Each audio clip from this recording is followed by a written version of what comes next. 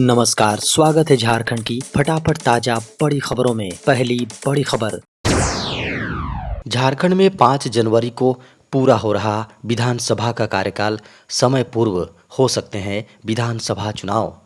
झारखंड विधानसभा का कार्यकाल अगले साल 5 जनवरी 2025 को पूरा होगा। 5 वर्ष पूर्व वर्ष 2019 में झारखंड में विधानसभा का चुनाव 5 चरणों में संपन्न हुआ था। निर्वाचन आयोग ने 6 नवंबर 2019 को अधिसूचना जारी की थी। 30 नवंबर, 7 दिसंबर, 12 दिसंबर, 16 दिसंबर और 20 दिसंबर को मतदान की प्रक्रिया संपन्न हुई थी। बता दें कि मतगणना का कार्य 23 दिसंबर को संपन्न हुआ था। वहीं 29 दिसंबर 2019 को झारखंड मुक्ति मोर्चा के कार्यकारी हेमंत सोरेन के नेतृत्व में नई सरकार का गठन हुआ था। बता दें कि हरियाणा में 31 अक्टूबर तक चुनाव की प्रक्रिया को हर हाल में पूरा कर लेना है। अगर इसके साथ झारखंड में चुनाव संपन्न कराने हैं तो सितंबर के दूसरे सप्ताह में अधिसूचना जारी करनी होगी। झारखंड के पूर्व मुख्यमंत्री हूल दिवस के मौके पर कहा, उनकी रिहाई के बाद घबरा गई है भाजपा। झारखंड के पूर्व मुख्यमंत्री हेमंत सोरेन ने हूल दिवस के मौके पर एक रैली को संबोधित करते हुए दावा किया कि जेल से उनकी रिहाई के बाद भाजपा घबरा गई है और उसके नेता फिर से उनके खिलाफ साजिश रच रहे हैं। खबरों की माने तो उन्होंने कहा, अपनी रिहाई के बाद मैं पहली बार हूल दिवस पर आपको संबोधित करने के लिए अपने घर से बाहर निकला हूं। उन्होंने कहा कि यह हम सभी के लिए प्रेरणा का दिन है। अंग्रेजों के खिलाफ संथाल विद्रोह की तरह हम झारखंड ही नहीं बल्कि पूरे देश से सामंती ताकतों को जड़ से उखाड़ फेंकने के लिए हूल विद्रोह का ऐलान करते हैं। झारखंड के पूर्व मुख्यमंत्री हेमंत सोरेन ने कहा कि मुझे झूठे मामलों में फंसाया गया। केंद्र सरकार अपने खिलाफ आवाज़ उठाने वालों को प्रताड़ित करने के लिए अपनी जांच एजेंसियों को लगा देती है। मुझे जेल से बाहर आए अभी 2 दिन ही हुए हैं, लेकिन भाजपा घबराई हुई है।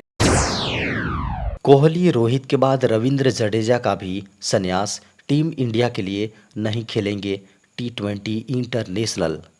टीम इंडिया के टी20 वर्ल्ड चैंपियन बनने के साथ ही वो दौर शुरू हो गया जिसका फैंस को डर था। एक के बाद एक दिग्गजों ने अपने संन्यास का ऐलान कर दिया। फाइनल के स्टार रहे विराट कोहली के टी20 इंटरनेशनल से संन्यास के ऐलान के बाद कप्तान रोहित शर्मा ने भी इस फॉर्मेट को अलविदा कर दिया था।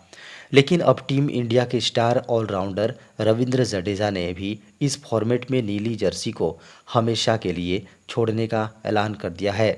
टीम इंडिया की जीत के बाद जी हां, एक दिन बाद रविवार 30 जून को जडेजा ने संन्यास का ऐलान किया। रविंद्र जडेजा ने टीम इंडिया की जीत के कुछ घंटों बाद एक इंस्टाग्राम पोस्ट पर भावुक पोस्ट के साथ इस फॉर्मेट से संन्यास का ऐलान किया। पीएम मोदी ने हूल दिवस पर स्वतंत्रता संग्राम के पहले विद्रोह और बलिदान को किया याद। प्रधानमंत्री नरेंद्र मोदी ने इस दौरान हूल को लेकर झारखंड के आदिवासी समुदाय के लोगों को बधाई दी। उन्होंने कहा कि हूल दिवस हमारे आदिवासी समाज के अप्रतिम साहस, संघर्ष और बलिदान को समर्पित एक महान अवसर है। इस पावन दिवस पर सिद्धो कान्हू, चांद भैरव और फूलो झानो जैसे जनजातीय वीर वीरांगनाओं को मेरी आदरपूर्ण श्रद्धांजलि। उन्होंने कहा कि ब्रिटिश साम्राज्य के अत्याचार के खिलाफ उनके स्वाभिमान और पराक्रम की कहानियां देशवासियों के लिए सदैव प्रेरणा स्रोत बनी रहेंगी। उन्होंने कहा कि आज 30 जून का ये दिन बहुत ही महत्वपूर्ण है। इस दिन को हमारे आदिवासी भाई बहन हूल दिवस के रूप में मनाते हैं। यह दिन वीर सिद्धो कान्हू के अदम्य साहस से जुड़ा है, जिन्होंने विदेशी शासकों के अत्याचार का पुरजोर विरोध किया था। उन्होंने कहा कि वीर सिद्धो कान्हू ने हजारों संथाली साथियों को एकजुट करके अंग्रेजों का जी जान से मुकाबला किया।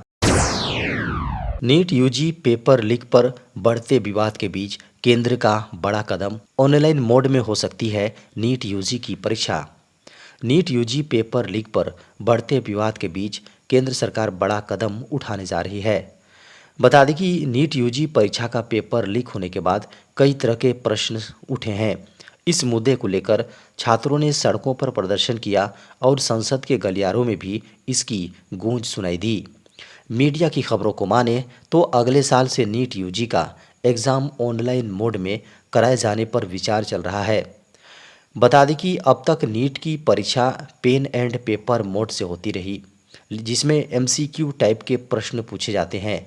लेकिन आने वाले दिनों में नीट यूजी के लिए आईआईटी, जेईई मेन या जेईई एडवांस जैसी कंप्यूटर आधारित परीक्षा को अपनाया जा सकता है।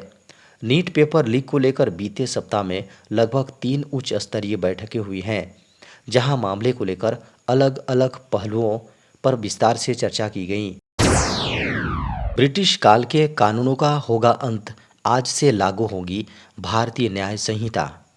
3 नए आपराधिक कानून आज यानी सोमवार से देश भर में लागू हो जाएंगे, जिससे भारत की आपराधिक न्याय प्रणाली में व्यापक परिवर्तन आएंगे और औपनिवेशिक काल के कानूनों का अंत हो जाएगा। भारतीय न्याय संहिता, भारतीय नागरिक सुरक्षा संहिता और भारतीय साक्ष्य अधिनियम ब्रिटिश काल के क्रमशः भारतीय दंड संहिता, दंड प्रक्रिया संहिता और भारतीय साक्ष्य अधिनियम का स्थान लेंगे। नए कानूनों के नए कानूनों से एक आधुनिक न्याय प्रणाली स्थापित होगी, जिसमें जीरो एफआईआर, पुलिस में ऑनलाइन शिकायत दर्ज कराना, एसएमएस, मोबाइल फ़ोन पर संदेश के जरिए समन भेजने जैसे इलेक्ट्रॉनिक माध्यम और सभी जघन्य अपराधों के वारदात स्थल की अनिवार्य वीडियोग्राफी जैसे प्रावधान शामिल होंगे। मीडिया की खबरों को माने तो इन कानूनों में कुछ मौजूदा सामाजिक वास्तविकताओं और अपराधों से निपटने का प्रयास किया गया और संविधान में निहित आदर्शों को ध्यान में रखते हुए इनसे प्रभावी रूप से निपटने का एक तंत्र मुहैया कराया गया है। सत्र 2025-26 से वर्ष में 2 बार बोर्ड परीक्षाओं को मंजूरी। शिक्षा मंत्रालय एवं देश भर के स्कूलों के बीच सत्र 2025-26 से वर्ष में 2 बार कक्षा 10वीं एवं कक्षा 12वीं की बोर्ड परीक्षाएं आयोजित करने पर सहमति बन गई है। खबर है कि सत्र 2025-26 से सीबीएसई की ओर से दोनों ही कक्षाओं की बोर्ड परीक्षाओं का आयोजन जनवरी एवं अप्रैल महीने में करवाया जाएगा। पहली बार परीक्षाएं 2026 के जनवरी माह में आयोजित की जाएंगी और इसी वर्ष अप्रैल माह में दूसरी बार बोर्ड एग्जाम्स का आयोजन किया जाएगा।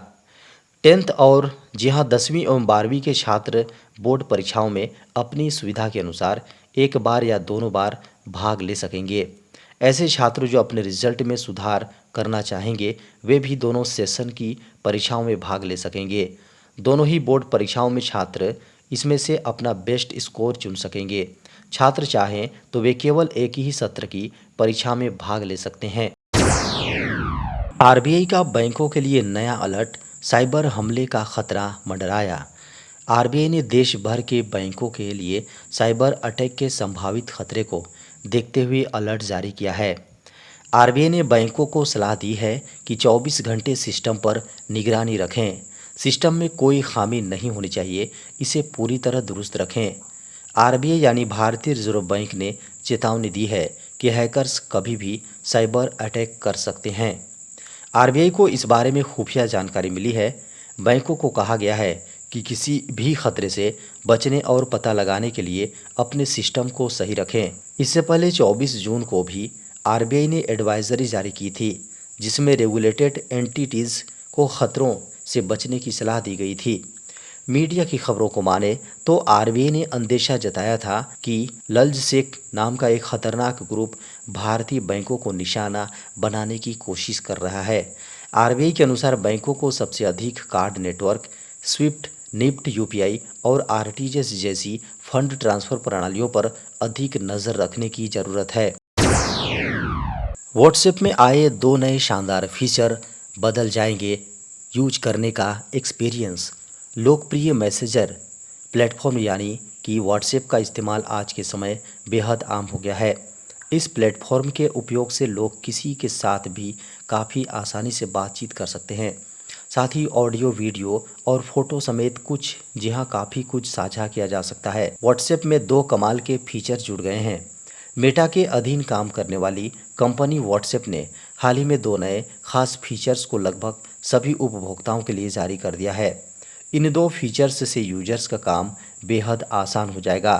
साथ ही बता दें कि इससे यूजर का चैटिंग एक्सपीरियंस पहले से और भी बेहतर हो जाएगा।